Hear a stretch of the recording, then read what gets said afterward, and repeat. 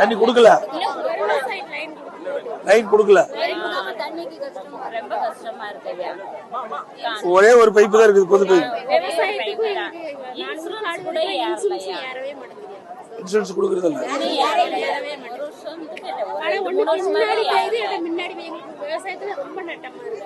முக்கியமா குடிநீர் பிரச்சனை தான் முக்கியம்.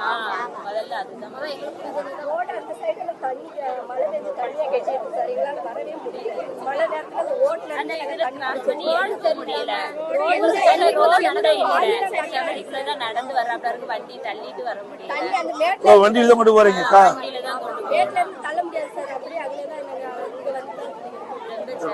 டபுள் ரோட் ஆக்கணும், சிங்கிள் ரோட் ஆக்கணும்.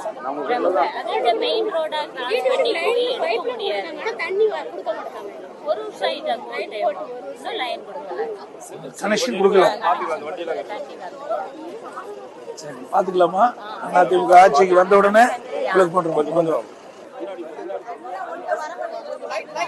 இது எப்படி தள்ளிக்கிட்டு போறதா? இது எவ்வளவு நிரப்பி கொண்டாந்துறது? கொண்டு போனோம் ஒரு நாளைக்கு 6 லிட்டர் கூட லேடிஸ் சமைப்பா. 60 ஒரு குடம் 20 லிட்டரு.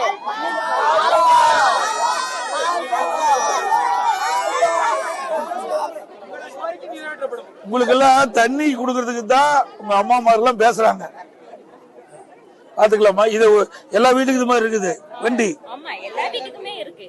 இதுலதான் கொண்டு வர முடியும், தனித்தனி குடமா போய் எடுத்துட்டு வர முடியாது. இது வீட்டுக்கும் அந்த பைப்புக்கும் எவ்வளவு தூரம்? ஓ, 1/2 கிலோமீட்டர் வந்து கொண்டு வரணும் ஒவ்வொரு நாளும். வீடுதான் 1/2 கிலோமீட்டர் இருக்கு. தண்ணி மெயின்ல இருக்கிறதுனால ஒரு பைப்பு தானே இருக்கு. எல்லாம் காத்து கிடந்து எடுக்கும் போது ரொம்ப நேரம் ஆகும். நிச்சயமா நல்லா செஞ்சுக்கலாமா? இந்த கஷ்டம் போய்க்கிடலாம்.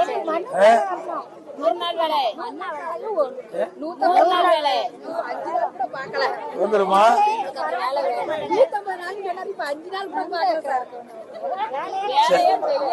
செய்யல. ரொம்ப பஞ்சம். ரேஷனா நல்ல அரிசி கிடையாது.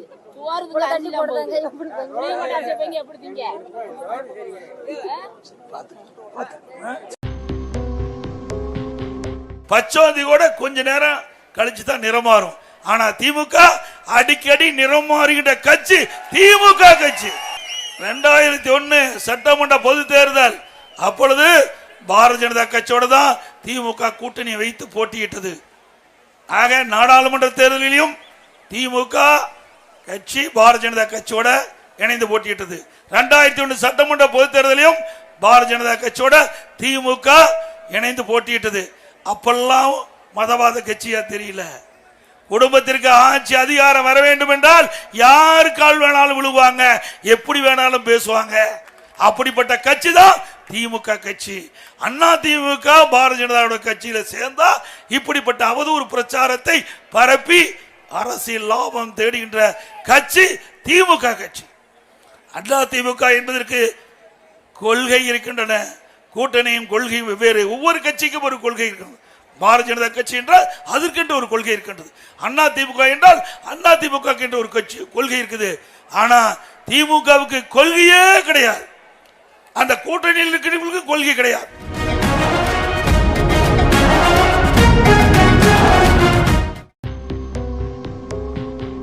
சிந்திச்சு பாருங்க.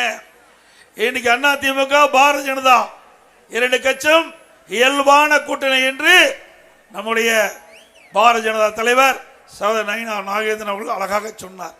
நாங்க கூட்டணி வச்சோமோ இல்லையோ ஸ்டாலினுக்கு தேர்தல் ஜுரம் வந்துடுது, பதறாரு. சட்டமன்றத்தில் சகோதரர் திரு நயினா நாகேந்திரன், திரு கடம்பூர் ராஜ் அவர்களும் இருந்தாங்க. திடீர்னு இருந்துருச்சு. நான் எதிர்கட்சி வரிசையில் அமர்ந்திருக்கிறேன்.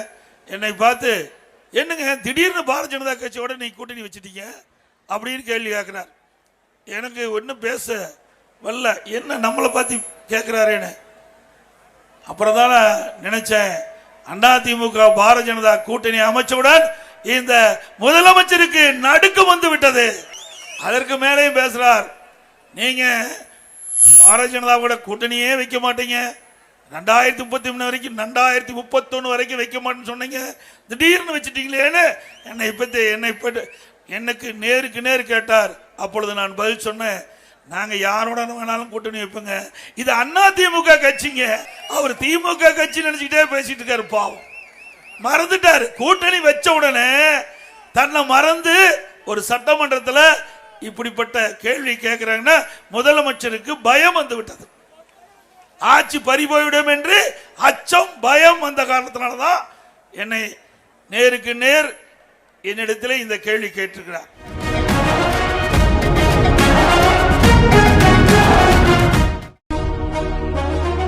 இந்த ஆட்சி மக்கள் ஒரு ஆட்சி. எப்பொழுது இந்த ஆட்சி அகற்றப்பட வேண்டும் என்று மக்கள் எதிர்பார்த்து கொண்டிருக்கின்றார்கள்.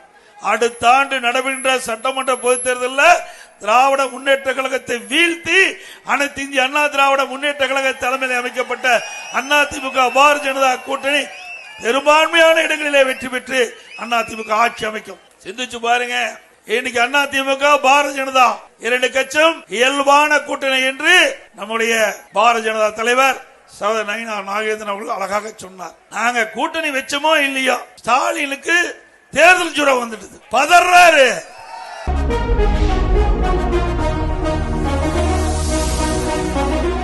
தீப்பெட்டிக்கு ஜிஎஸ்டி 18% வரி இருந்தது, அதை குறைக்க வேண்டும் என்று கேட்டவுடனே மத்திய அரசிடம் இதற்கு உண்டான பிரச்சனை எல்லாம் எடுத்து கூறி அதை 12% குறைப்பதற்கான வழிமுறைகளை நாங்கள் செய்தோம். அதே போல தீக்குச்சி மரத்தை இறக்குமதி செஞ்ச 5% மாநில அரசு வரி வைத்தது.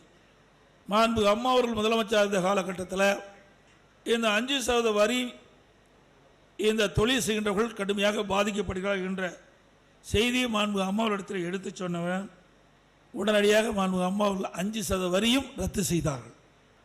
அதே போல் எப்பொழுது இந்த தீப்பெட்டிக்கு ஒரு நெருக்கடியான சூழ்நிலை வந்திருப்பதாக இங்கே குறிப்பிட்டார்கள். தீப்பெட்டி தொழிலை காக்க வேண்டும் என்று சொன்னால் சவாலாக விளங்குவது இப்போ அந்த லைட்டர், அதை தடை செஞ்சால்தான் இந்த தீப்பெட்டி தொழில் தொடரும் என்று சொன்னார்கள்.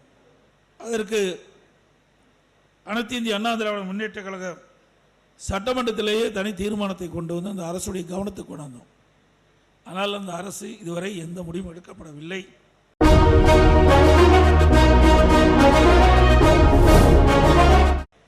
நாடு செழித்தால் தான் நீங்க உற்பத்தி செய்யப்படுகின்ற பொருள் விற்பனையாகும். நம்முடைய தமிழகத்தை பொறுத்த வரைக்கும் 70% பேர் விவசாயத்தை நம்பி இருக்கிறாங்க. விவசாயம் செழித்தால்தான் நாம் உற்பத்தி செய்யப்படுகின்ற அந்த பொருள் மக்கள் வாங்க முடியும். விவசாயம், விவசாய சார்ந்த தொழில்கள், அதுக்கு நாங்கள் எங்களுடைய அரசு முன்னுரிமை கொடுக்கின்றது. நீர் மேலாண்மை, அதை நான் கவனத்திலே கொண்டு செயல்படுத்தணுங்களோட தாமிரபரணி பைப்பார் அந்த திட்டத்தை கொண்டு வருகின்ற பொழுது நில எடுக்கின்ற பணியெல்லாம் துவங்கப்பட்டது. இந்த ஆட்சி வந்தவர்கள் கிடப்பில் போட்டாங்க. அதை அதிமுக ஆட்சி வந்த பிறகு அது தொடங்கப்படும். இந்த பகுதியும் செழுமையா இருக்கிறதுக்கு நடவடிக்கை எடுக்கப்படும்.